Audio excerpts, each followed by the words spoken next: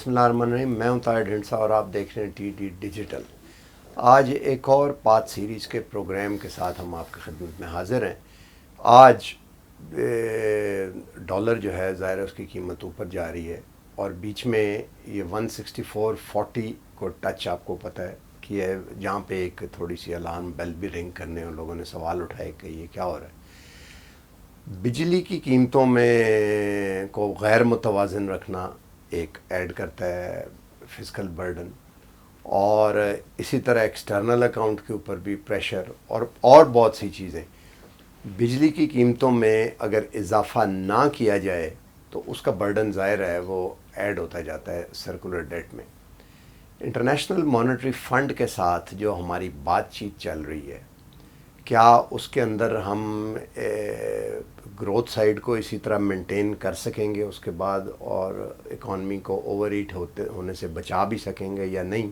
اس کے بارے میں ہم بات کرتے ہیں. ڈاکٹر عابد کریم ویری ویری وارم ویلکم.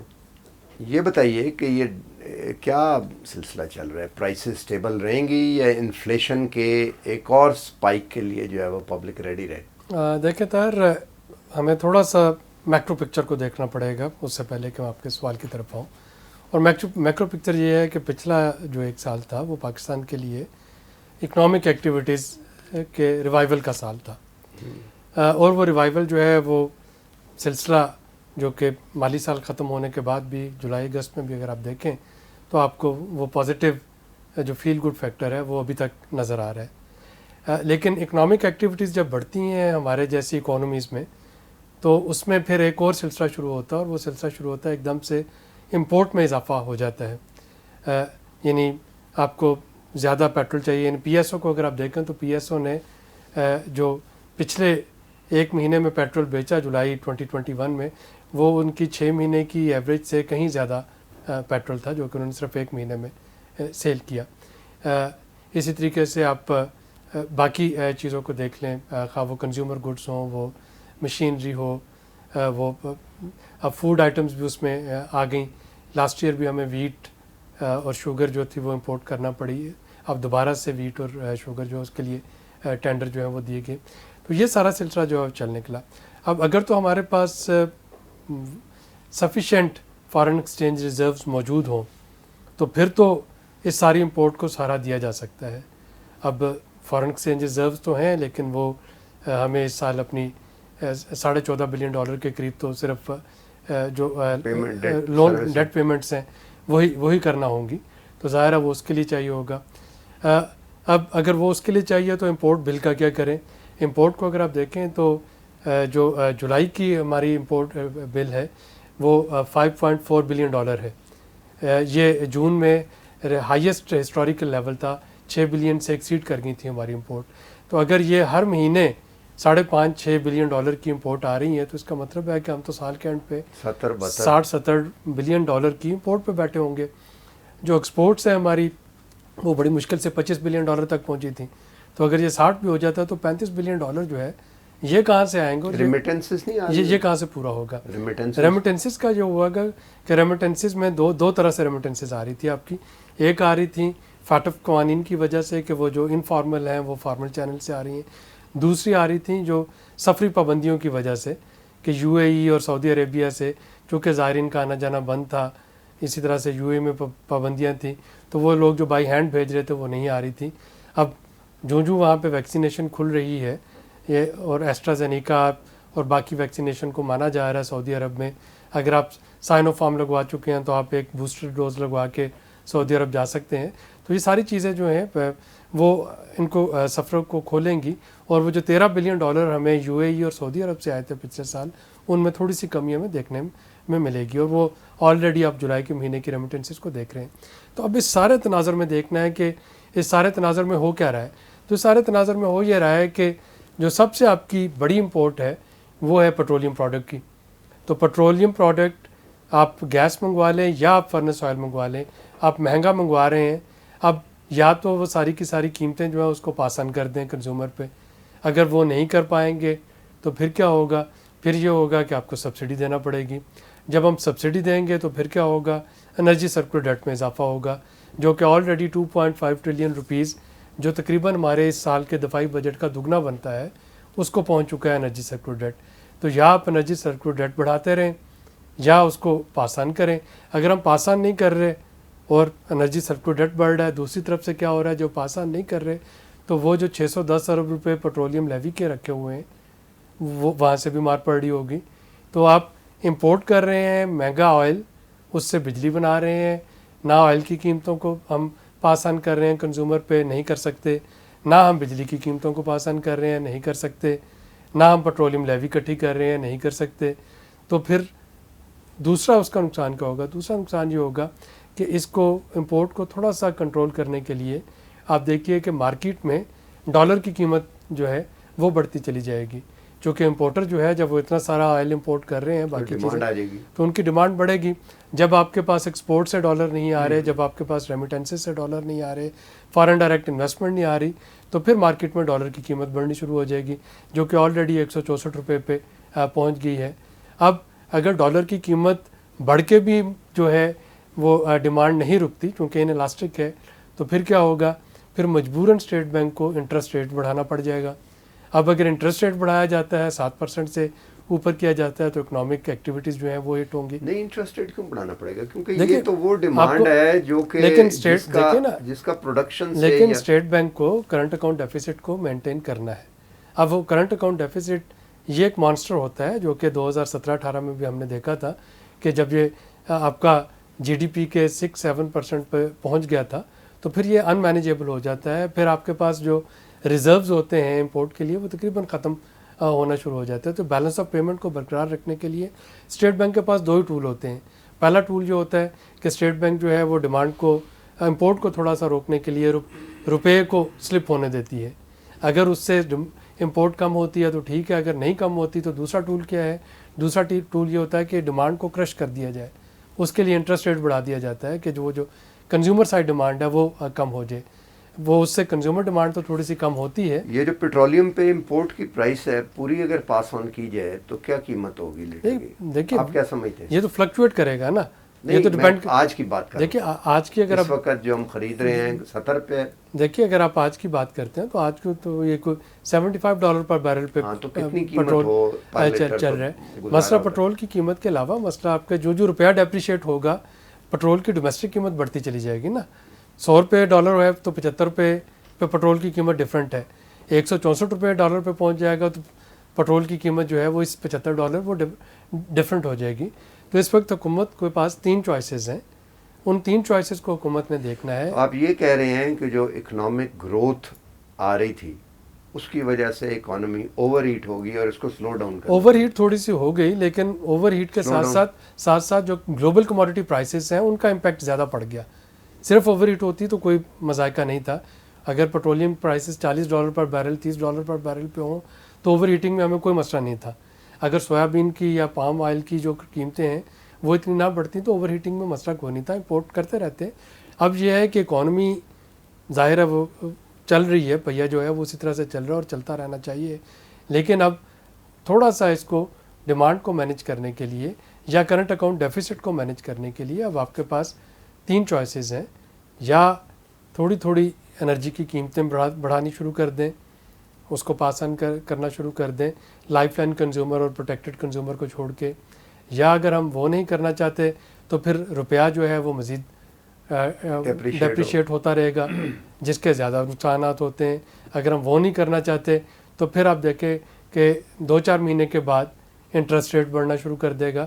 تو انہی 3 چوائسیز پہ رہ کے اب حکومت کو کھیلنا ہے اور دیکھنا ہے کہ وہ ان میں سے کیا کمبینیشن لے کے آتے ہیں اس کاکٹیل کا, کہ کرنٹ اکاؤنٹ ڈیفیسٹ جو ہے بیلنس آف پیمنٹ, جو ڈالر آپ کے پاس آنے ہیں اور جو ڈالر آپ نے دینے ہیں ان میں جو ایک عدم توازن پیدا ہوتا چلا جا رہا ہے اس کو کسی طریقے سے شرنک کیا جا سکے. ہمیں جو IMF سے ملنے تھے اس میں آپ ذکر بھی کر رہے تھے کہ جو ہمارا 2.8 بلین ڈالر جو آپ کے اسپیشل ڈرائنگ رائٹس ایلوکیٹ ہونے کی وجہ سے اضافہ ہو رہا ہے تو وہ تھوڑا سفل نہیں کرے گا. وہ تھوڑا کرے گا, لیکن آپ یہ بھی تو دیکھیں نا کہ اگر ہر مہینے آپ کا جو کرنٹ اکاؤنٹ ڈیفیسٹ ہے وہ $1 بلین پلس ہوتا چلا جائے گا تو 2.8 بلین ڈالر وہ کتنے مہینوں کے لیے آپ کے, وہ 2.5 مہینے کے لیے آپ کے کام آئیں گے. تو کرنٹ اکاؤنٹ ڈیفیسٹ اس وقت آپ کے لیے ایک میجر تھریٹ ہے جس کو ہمیں ہر حالت میں مینٹین رکھنا ہے کہ وہ ایک تھریش ہولڈ سے نیچے رہے. تھریش ہولڈ سے نیچے. تو کب تک آپ سمجھتے ہیں کہ گورنمنٹ کو اس بارے میں پالیسی ڈیسیژن لینے پہ مجبور ہو جائے گی؟ اس وقت دیکھیں نا, اس وقت IMF نے اور ورلڈ بینک نے $1 بلین پاور سیکٹر ریفارم کے لیے دینا تھا. انہوں نے اس کو لنک کر دیا ہے یہ آپ کی ٹیرف کے ساتھ کہ الیکٹریسٹی ٹیرف بڑھائیں گے تو وہ ملے گا ورنہ نہیں ملے گا. IMF کا one of the major stumbling block جو ہے IMF کے ساتھ اگلا ریویو شروع کرنے میں یا اگلے پروگرام کو ڈسکس کرنے میں, اگر آپ اگلا پروگرام ڈسکس کریں گے تو فرنٹ لوڈنگ پہ یہ مانگ لیں گے آپ سے. اگر آپ یہ فرنٹ لوڈنگ نہیں دیتے تو پھر اسی پروگرام کو چلانا ہے تو بھی ان کا یہی ہے کہ جی آپ کسی طریقے سے یہ جو انرجی سرکولر ڈیٹ ہے اس کو کنٹین کرنے کی کوشش کریں. اس وقت جو چیز یہاں پہ پھنسی ہوئی ہے وہ یہ ہے کہ ہر سال ایک آپ کا جو بیس ٹیرف ہوتا ہے وہ ڈٹرمن ہوتا ہے. تو ڈالر کے ریٹ کو دیکھتے ہوئے, پیٹرولیم پرائسز کو دیکھتے ہوئے, انرجی فیول مکس کو دیکھتے ہوئے نیپرا ہر سال کے شروع میں اپنے جو ٹیرف ہے اس کو ری بیسنگ کرتا ہے. دسمبر میں وہ مالی سال کے اختتام پہ وہ دیکھ لیتا ہے اگر اس کی ری بیسنگ ایگزمپشن میں کوئی فرق ہو, اگر صارفین کو پیسے دینے ہوں تو ان کو واپس چلے جاتے ہیں کچھ پیسے پر یونٹ, نہیں تو اضافہ ہو جاتا ہے. جو پچھلا مالی سال گزر چکا ہے اس کے لیے جو ری بیس پرائس تھی وہ تھی اس کے مطابق کہ جی تقریباً $2.50 ہمیں مزید بڑھانا تھا پر یونٹ فار ایوری ون. اس میں سے وہ لائف لائن کنزیومر اور پروٹیکٹڈ کنزیومر وہ نکال لیا جاتا ہے. $3.50 پر یونٹ اس میں مزید بڑھانا تھا. اس میں $1.95 جو تھا وہ تو نوٹیفائی ہو گیا, $1.34 جو ہے وہ ابھی باقی رہتا ہے. تو ایک تو وہ $1.34, دوسرا جب دوبارہ ری بیسنگ ہوگی تو اکتوبر نومبر میں تو مجھے لگ رہا ہے کہ 60-65 اس میں مزید اضافہ ہو جائے گا. تو اس وقت IMF یہ کہہ رہا ہے کہ وہ جو $2 پر یونٹ بڑھنے ہیں وہ تو بڑھا دیے جائیں. حکومت جو ہے, حکومت کا یہ کہنا ہے کہ جی ہم ان کو اس طریقے سے ابرپٹلی نہیں بڑھا سکتے, اس کا بڑا نیگیٹو امپیکٹ آئے گا. تو اس کو گریجول دیکھا جا سکتا ہے, اس کو اکٹھا $2 پر یونٹ نہیں بڑھایا جا سکتے. تو اب حکومت کو دیکھ رہی ہے کوئی ایسا طریقہ کہ جس سے ایک کنزیومر پہ اثر نہ ہو, کوئی ایگزسٹنگ ڈیوٹیز ٹیکسز ان میں کوئی ایڈجسٹمنٹ کر لی جائے. کن ڈیوٹیز پہ؟ مثلاً GST ہے, حکومت GST لیتی ہے, تو GST میں اگر نہ لے تو وہ تقریباً 100-125 بلین روپے. لیکن اگر یونٹ بڑھا بھی دیں تو جو سرکولر ڈیٹ ہے اس کی بنیادی وجہ صرف یہ تو نہیں ہے, وہ تو 30% لاسز ہیں. سرکولر ڈیٹ اس کی وہ چھوٹی وجہ ہے. سرکولر ڈیٹ کی وجہ یہ ہے کہ آپ مہنگی بجلی بنا کے سستے داموں نہیں, اس کی وجہ نہیں بیچ سکتے. یہی کہتے ہیں نا کہ جو آپ بجلی بناتے ہیں اگر 30% لاس نہ ہو تو قیمت, اب یہ 30% لاس آپ کا جو انفراسٹرکچر ہے, جو ڈپلیٹڈ انفراسٹرکچر تھا, گریجولی وہ ٹھیک ہو رہا ہے, لیکن وہ اوور نائٹ تو آپ اس کو نہیں کر لیں گے نا پورا. آپ کو فوری طور پہ تو اس کو روکنا ہے کہ جی یہ جو فل کاسٹ ریکوری, تو IMF کا, ورلڈ بینک کا جو اس وقت مطالبہ ہے وہ فل کاسٹ ریکوری کا ہے کہ جس کاسٹ پہ آپ کی بجلی بن رہی ہے وہ کاسٹ آپ صارفین سے لیں. آپ سمجھتے ہیں کہ یہ پیور اکنامک ٹرمز پہ ہے, یا جس طرح جے شنکر نے بعد میں جا کے کہا کہ ہم نے فیٹ اپ میں پھنسائی, میرا نہیں خیال دیکھیں کوئی پولیٹیکل افغانستان سے کہ وہ ہے تو اس کا افغانستان سے لنک یہ دیکھیں IMF یا جو پالیسی IMF تو یہ چیزیں پچھلے 4 پروگرام سے کہتا چلا رہا ہے کہ جی آپ کا انرجی سرکولر ڈیٹ آج راتوں رات تو پیدا نہیں ہو گیا نا, تو یہ تو چلتا جا رہا ہے.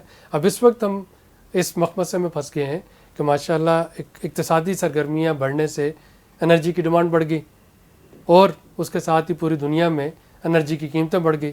تو جب ڈیمانڈ بھی بڑھ گئی, قیمتیں بھی بڑھ گئی, تو ظاہر ہے خرچہ زیادہ ہوگا, یا وہ خرچہ کنزیومر سے لینا پڑے گا, لائف لائن کنزیومر اور پروٹیکٹڈ کنزیومر کو اسپیئر کر کے, یا اگر ان سے نہیں لینا ہے تو پھر آپ کو اور یہ تو بیرونی تھا. آپ سمجھتے ہیں کہ 2 سال بعد الیکشن آ رہے ہیں, اس سے بھی کوئی تعلق ہے اس کا؟ دیکھیے الیکشن سے تعلق یہی بن رہا ہے نا کہ اگر میں اس لیے پوچھ رہا ہوں کیونکہ یہ جو شوکت عزیز کے زمانے میں یہ دیکھیں یہ ایک نان پاپولر میئر ہے نا, قیمتیں بڑھانا ایک نان پاپولر میئر ہوگا. کوئی بھی حکومت جس کو کہ 2 سال بعد الیکشن میں جانا وہ افورڈ نہیں کر سکتی کہ وہ بجلی کی قیمتیں بڑھا دے. اور پرائم منسٹر اسی لیے انہوں نے بڑا کیٹیگوریکلی کہہ دیا تھا کہ وہ بجلی کی قیمتیں نہیں بڑھائیں گے. IMF کے پریشر کے باوجود کہہ دیا گیا تھا کہ نہیں بڑھائیں گے, کسی اور چیز پہ بات کریں. اور یہی وجہ سے 6 ریویو جو ہے وہ اس وقت ایک لمبو کا شکار ہے. تو یہ تھوڑا سا دیکھنا پڑے گا, لیکن الٹیمیٹلی جیسا کہ میں نے کہا کہ آپ کو کرنٹ اکاؤنٹ ڈیفیسٹ کو کنٹین کرنے کے لیے کوئی نہ کوئی میئر لینا پڑے گا. انٹرسٹ ریٹ بڑھا لیں, روپے کی قیمت کو سلپ ہونے دیں, یا بجلی کی قیمتیں. آپ کیا سمجھتے ہیں کہ الٹیمیٹلی سب سے جو باقی ظاہر کاکٹیل ہوگی نہیں, سب سے میجر کیا میئر ہے جو گورنمنٹ لے سکتی ہے؟ یا میرا خیال ہے کہ اس وقت پروٹیکٹڈ اور لائف لائن کنزیومرز کو آئیڈینٹیفائی کر کے ان کو سیو کرتے ہوئے جو پر یونٹ پرائس ہے اس میں تھوڑی سی انکریز کرنا اس طرح سے انیویٹیبل ہے کہ آپ کی کچھ جو ایگزسٹنگ ڈیوٹیز ہیں ان کے ساتھ ایڈجسٹ ہو جائے, ایک منیمم سے امپیکٹ پڑ جائے. اس کے نقصانات کم ہیں بجائے اس کے کہ آپ کی کرنسی تیزی کے ساتھ ڈیپریشیٹ ہو جائے یا آپ کا انٹرسٹ ریٹ بڑھے. تو یہ جو پروٹیکٹڈ اور لائف لائن کنزیومر ہیں اس کی کیا ڈیفینیشن ہے؟ جو لائف لائن کنزیومر ہیں وہ ہیں جو کہ 50 یونٹ سے کم سرو کر رہے ہیں. پروٹیکٹڈ کنزیومر کی ڈیفینیشن ریوائز ہو گئی ہے, پہلے 300 تک تھے, اب وہ 200 یونٹ تک آ گئی ہے, کیونکہ سارا ہائس کا ڈیٹا ہر چیز بتاتی ہے کہ جو لو باٹم 40% کوانٹائل ہے وہ 200 یونٹ سے اوپر استعمال نہیں کرتا ہے, تو اب 200 یونٹ تک آ گئی ہے. اس سے آگے پروگریسو انکریز ہونی چاہیے. پہلے بہت بڑی سلیب تھی 300 یونٹ سے لے کے 700 یونٹ تک, اب ان کو 300 سے 700 یونٹ والی سلیبس کو 4 حصوں میں تقسیم کر دیا گیا, 300 سے 400, 400 سے 500, 500 سے 600, 600 سے 700. تو ان 4 سلیبس میں پروگریسو اس کو انکریز جو ہے وہ کر دینا چاہیے.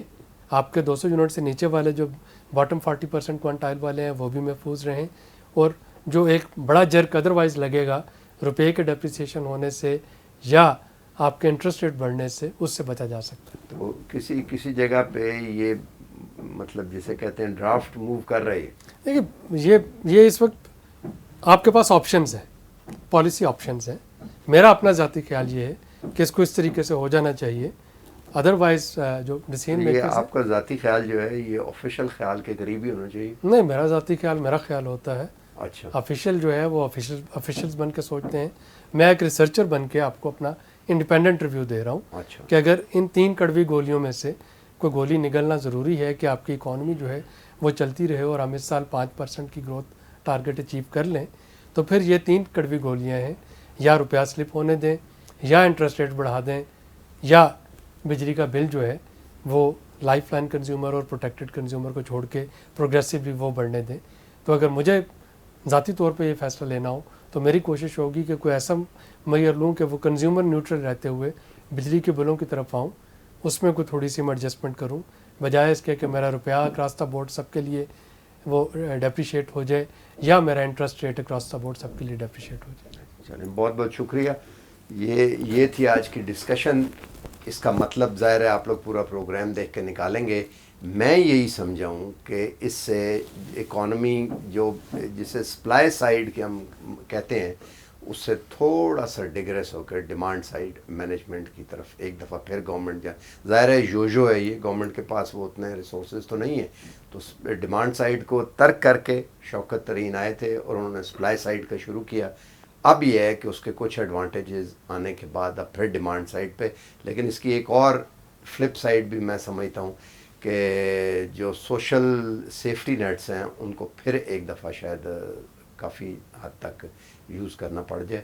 بہرحال ملتے ہیں اگلے پروگرام میں, تب تک کے لیے اللہ حافظ.